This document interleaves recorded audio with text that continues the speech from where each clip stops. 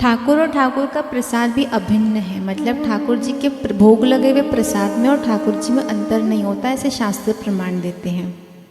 एक राजा थे जगन्नाथपुरी में जो प्रसाद निष्ठ थे, उनकी प्रसाद में बड़ी निष्ठा थी। लेकिन एक दिन वो चौसर खेल रहे थे, यहाँ पे जगन्नाथ जी के पंडे प्रसाद लेके आए, तो इसने दाहिने हाथ में पासे थे तो बाएं हाथ से प्रसाद को छूकर उसको भेज दिया। जगन्नाथ के पंडों ने इसे प्रसाद का अपमान मान प्रसाद वापस ले गए और ये निर्णय किया कि अब से राजा को जगन्नाथ जी का प्रसाद नहीं दिया जाएगा। ये बात सुनकर राजा को अत्यंत दुख हुआ।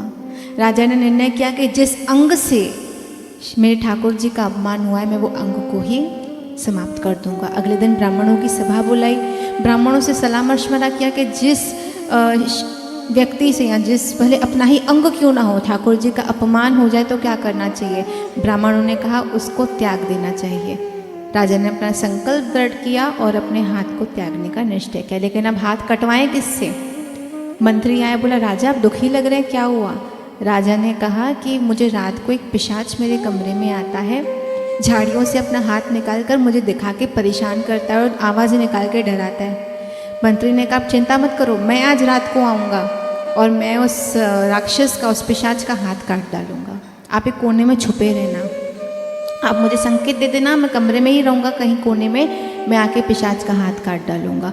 राजा रात को खुद ही पिशाच के आवाज़ें निकालकर झाड़ी से अपने हाथ निकाले तो मंत्री को लगा आ गया पिशाच, वो दौड़े तलवार से हाथ काट दिया राजा का। मंत्री ने जब देखा ये तो राजा है, मैंने इनका हाथ काटा, तो उन्हें बड़ी ज्ञानी हुई।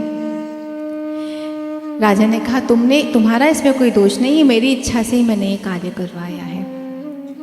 यहाँ पे जगन्नाथ जी का मन विचलित होने लगा, उदास होने लगा। तुरंत अपने पंडों को आज्ञा दी कि मेरा प्रसाद लेकर पहुंचो राजा के दरबार में और राजा को वो प्रसाद दो। पंडे रात के समय में भागे हैं प्रसाद लेकर राजा के दरबार में। राजा को जब पता चला पंडे प्रसाद लेकर आए, कटे हुए हाथ के साथ वो भागे हैं, पूरा खून बह रहा है। जैसे पंडों ने हाथ प्रसाद आगे किया, राजा ने अपने एक कटा हुआ हाथ और एक पूरा हाथ ऐसे आगे किया तो कटा हुआ हाथ जो जिसमें से खून बह रहा था वो उगाया पुनः, और राजा के दोनों हाथ पुनः आ गए।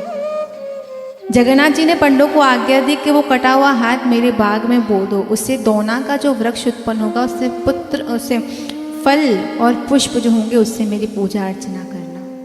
और उसी से उनकी पूजा अर्चना होने लगी और राजा को जगन्नाथ जी ने दोनों हाथ भी प्रदान कर दिए।